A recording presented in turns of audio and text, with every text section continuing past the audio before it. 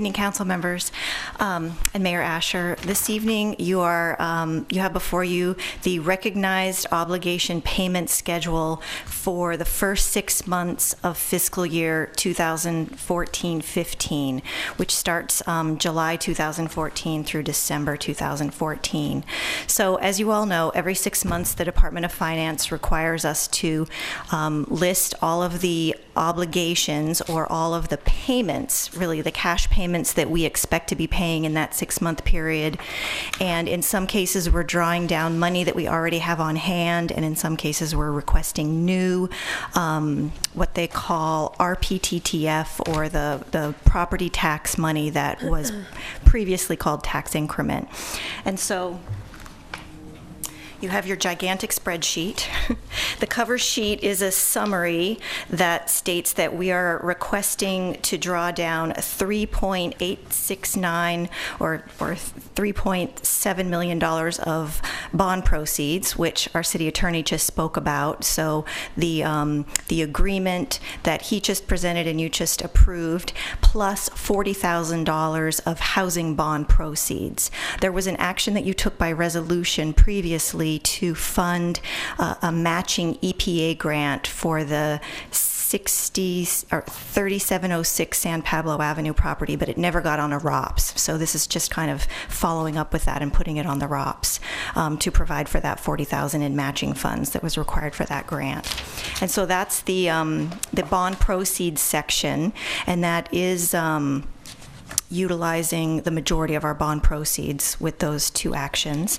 It also is requesting the use of $11.9 million of reserve funds and $1.6 million of other funds that we still had on hand. Now, I put together a table for you to try to make it easier to understand. I'm not sure if it helps. But here I'm just showing, this is what our current request is. The first column is just showing the bond proceeds that I mentioned. The remaining housing bonds, the housing bond proceeds are about $126,000. It'll accumulate some interest, and we will bring something forward in future ROPS to utilize those monies. The next column is called obligations paid with other funds. That includes the reserve amount and the other amounts that we had on hand. And as I mentioned, that's it's a sum of about $13 million, I think, and the majority of that is the debt service payments. So $10.6 million of debt service payments are due September 1st, and that's coming out of that money. And then there's an additional $2.8 million, which includes kind of a placeholder for some eminent domain that we might do, just to put a number in there, and then some other costs.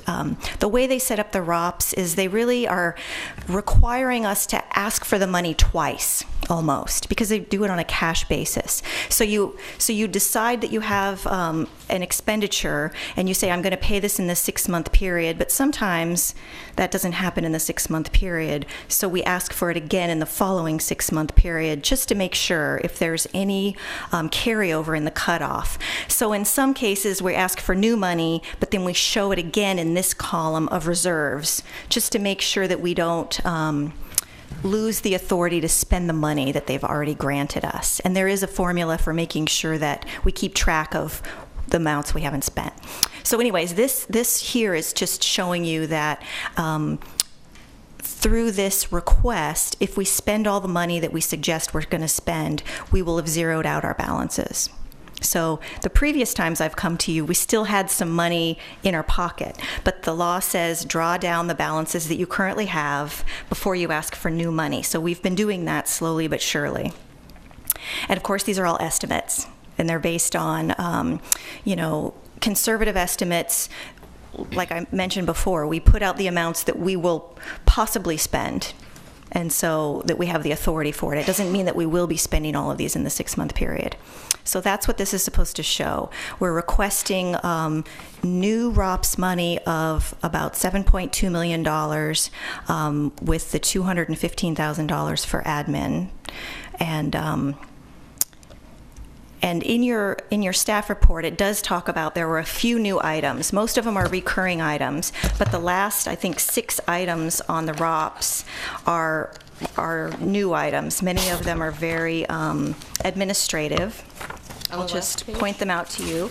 Line 108 is a lease agreement for the Amtrak station. So there's maintenance costs that were required. We already have an agreement. We're putting $50,000 in there for the 6-month period. Line 109 is the excess bond proceeds, the $3.8 million that we just had on our previous item. Line 110 is the $40,000 of housing bond proceeds. Line 111 is an agreement we have to maintain a parking garage. That's a current agreement. We're requesting that the redevelopment property tax money pay for that. Also, the PG&E bills associated with that parking garage maintenance agreement. And then in the ROPS 1314A, they did actually short us money. Remember, we request the money, the Department of Finance provides authority, but then the county auditor controller can only pay what's available. And so the amount available was $774,000 less than what we had requested. So the process is that you go back and you request it again on a future ROPS. And so that's what line 113 is, the unfunded debt service reserve allowance. So those are the new items. And let's see, also in the reporting model, it requests that we give them the estimated cash balances. That's where they're trying to make sure that we tell them all the money that we still have on hand. So we just finished our audit, so it was easy to have a very good starting point. And this is really just trying to show you over the last 2 ROPS periods. So this is for the 13-14 fiscal year, which we have completed only 6 months of that. So the first 3 lines there is for the July through December period, and then the second 3 lines is for the coming 6 months, so it's estimates. But that is showing that at the end of this fiscal year, which is right before the ROPS period begins, we would have $3.5 million of bond proceeds, which we're drawing down. We have on hand the $10.6 million for debt service, which we'll be paying in the next period. And then there's the $774,000 negative that is showing the amount that they shorted us. And the admin obligation will zero out. They had previously shorted us, and then they paid it on this current ROPS. So we're square with them in that one. So this is my attempt to explain to you exactly where the money is. Unfortunately, the spreadsheet that they provide, don't even try to look at this. It has formulas in there that are populated automatically, and the result is that it ends with a negative 11 point. Is that 3? I did bring my glasses. 11.39, and that's really the sum of the 10.6 and the negative 774. I don't know why. I do have a call into the Department of Finance to just make sure that I'm, filling out this correctly. I haven't gotten in touch with them, but, following the instructions, the way it says, the formulas populate that way. So just to go back to what I'm showing you, it's, I have a negative and a positive, and they're adding them together as a negative. So it's confusing. But that is where we stand right here in our cash balances.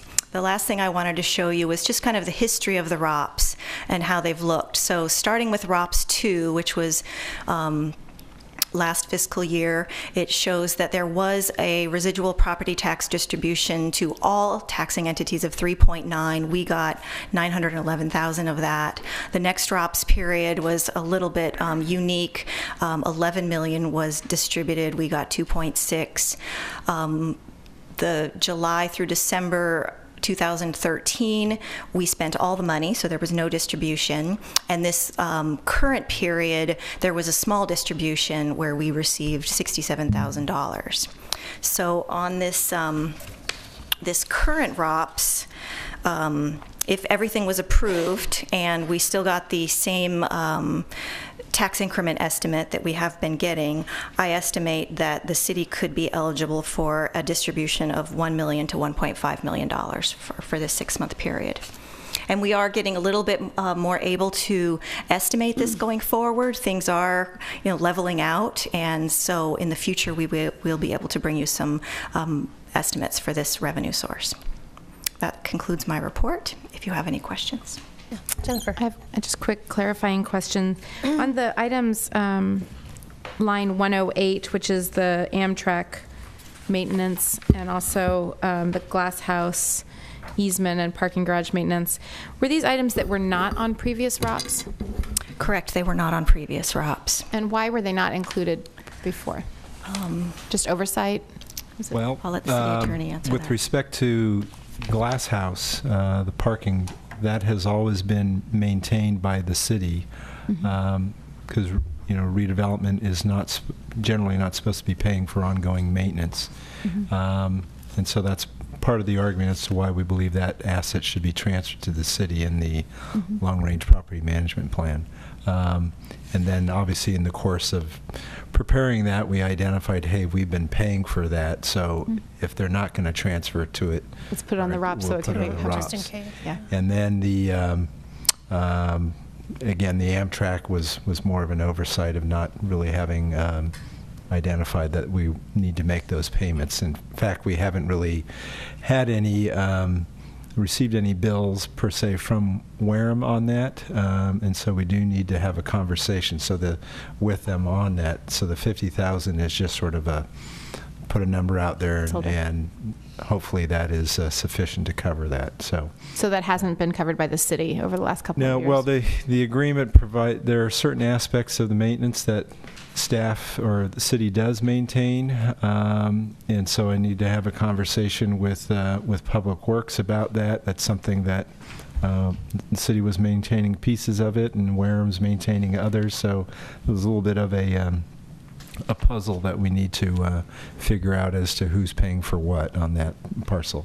Okay. But we wanted to put some money in this to make sure that it's there to make the required payments if need be. Thank you. Other questions? Yeah, I have a question, Deborah. Yes. I'm a little concerned about this differential between the DOF and our chart and our figuring.